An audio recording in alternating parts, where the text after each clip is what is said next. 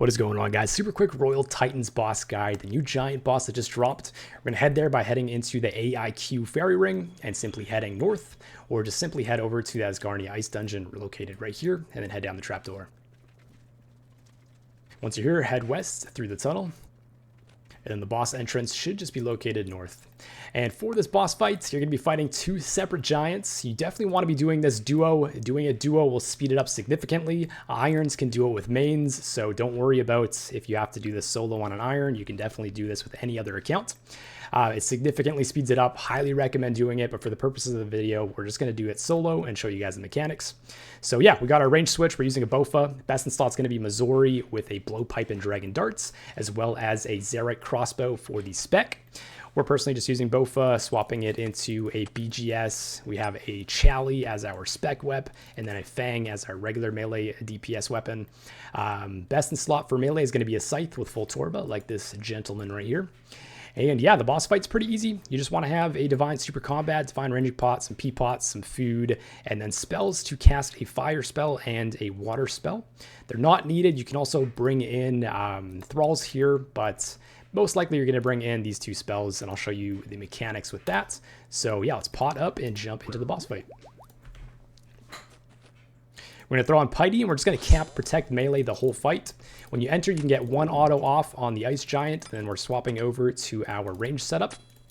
And you can see here, we got these spikes that are going to spawn. The fire ones you can kill with the water spells, and the ice ones you can kill with fire spells. Pretty self-explanatory there. And then once the giants come close, you can swap over to a melee and start meleeing them. Your melee damage is going to be definitely higher here than the range. We can drop a couple of Chally specs here. And throughout the fight, you want to focus on just keeping them relatively the same HP. You don't want to kill one first and then swap to the other, as it does make the last part of the fight a little bit harder.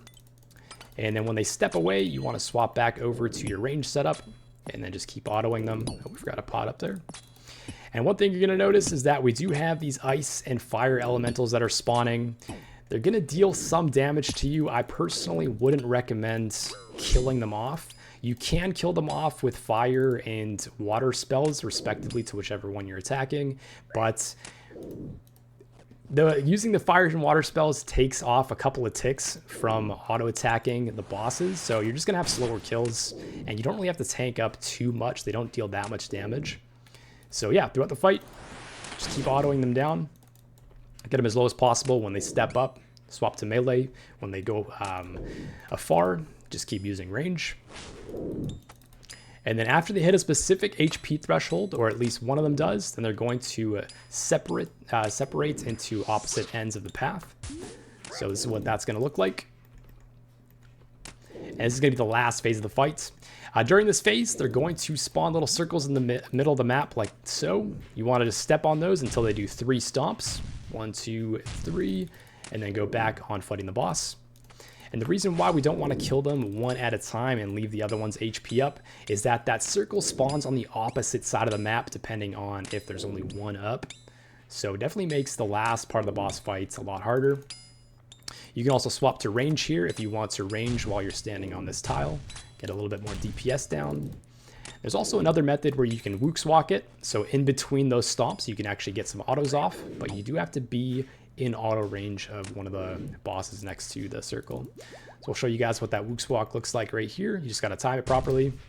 And that should prevent the damage.